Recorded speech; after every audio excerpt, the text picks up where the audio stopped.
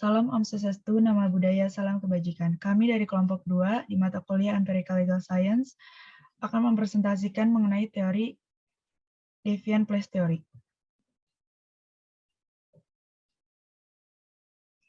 Adapun substansi yang akan disampaikan pada presentasi kami.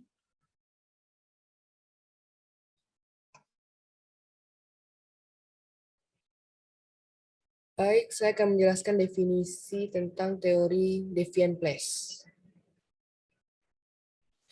Terdapat sebagian tumpang tindih antara teori gaya hidup serta teori tempat menyimpang. The Deviant Place Theory melaporkan jika orang lebih bisa menjadi korban kejahatan saat memasuki zona yang beresiko. Dan kata lain, perampok lebih cenderung menargetkan orang yang berjalan sendirian saat malam hari di area yang kurang baik.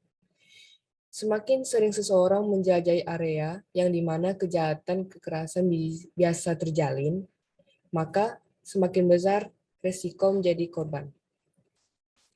Sosiolog William Julius Wilson mengulas ketidaksetaraan sosial serta ekonomi yang menciptakan lebih banyak minoritas di kursi korban. Sebab minoritas korban lebih banyak dari rumah tangga berpenghasilan rendah yang tidak bisa pindah dari wilayah rawan kejahatan daripada rekan-rekan Kaukasia mereka. Tidak hanya itu, The Deviant Place Theory menampilkan pengambilan aksi penangkalan keamanan di zona ini bisa jadi tidak banyak memberi manfaat, disebabkan area serta bukan opsi pilihan hidup mereka yang mempengaruhi viktimisasi.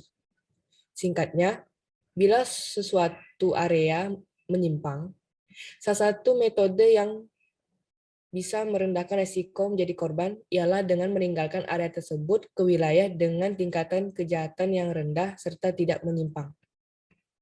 Selanjutnya. Untuk menjawab nomor 2A, kami menggunakan kasus dengan judul Polisi tangkap komplotan begal di Sumatera Utara yang incar korban wanita di Jalan Sepi.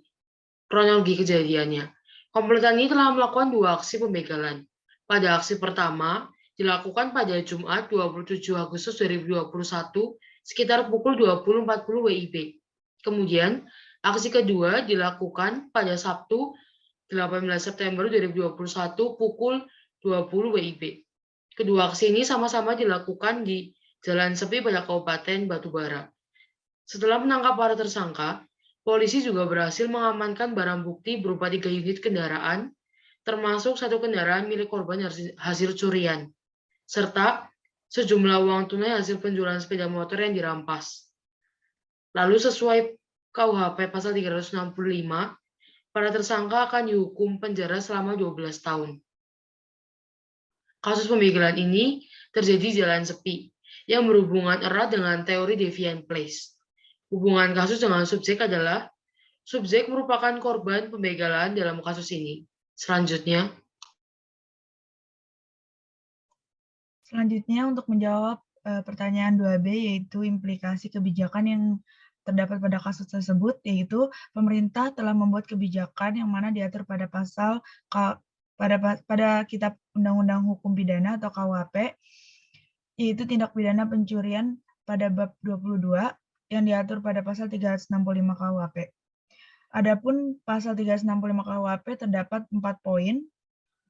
Namun poin yang mencantumkan pada kasus tersebut yaitu pada bagian 1E dan 2E, yang mana jika perbuatan itu dilakukan pada waktu malam di dalam sebuah rumah atau perkara yang tertutup yang ada di rumah atau di jalan umum, dan yang 2E jika perbuatan itu dilakukan oleh 2 orang atau bersama-sama atau lebih.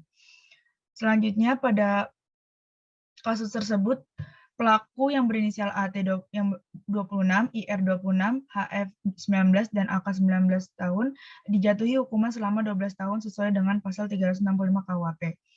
Adapun kebijakan lainnya yaitu membuat Satgas Anti Begal dan juga Permanisme yang beranggotakan 100 orang bagi masing-masing di daerah. Satgas ini dibentuk berasal dari arahan Kapolres. Selanjutnya.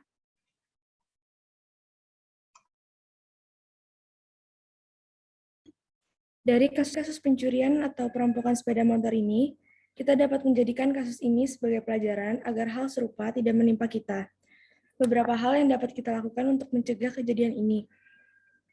Yang pertama adalah, jangan mengemudi di malam hari. Yang kedua, usahakan untuk selalu mengajak orang lain bersama jika ingin keluar rumah agar tidak sendirian. Lalu yang ketiga, ada biasakan memakai alat pelindung diri atau membawanya. Yang keempat, jangan berhenti di tempat yang gelap dan sepi. Yang kelima, selalu melihat dan ingat plat nomor perampok. Lalu yang keenam, menggunakan jalan yang ramai. Lalu yang ketujuh, periksa kondisi motor sebelum berkendara untuk menghindari malfungsi. Lalu kita juga memerlukan pendidikan tambahan untuk meningkatkan pemahaman tentang bahayanya kasus khususnya perampokan atau begal. Yang pertama yaitu ada komunikasi secara langsung.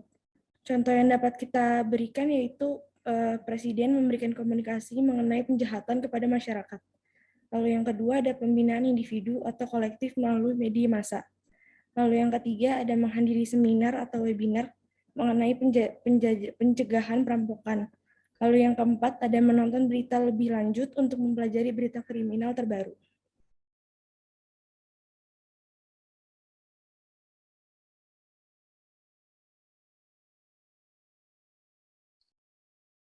Sesuai dengan kasus pembegalan motor tersebut, pelaku begal dijatuhkan hukuman penjara 12 tahun sesuai dengan pasal 365 KUHP. Menurut kami, putusan itu adil karena sesuai dengan pasal yang ada. Ia melakukannya di malam hari, di jalan umum, dan pelaku melakukan ancaman kekerasan. Demikian atas presentasi dari kelompok kami. Terima kasih atas perhatiannya.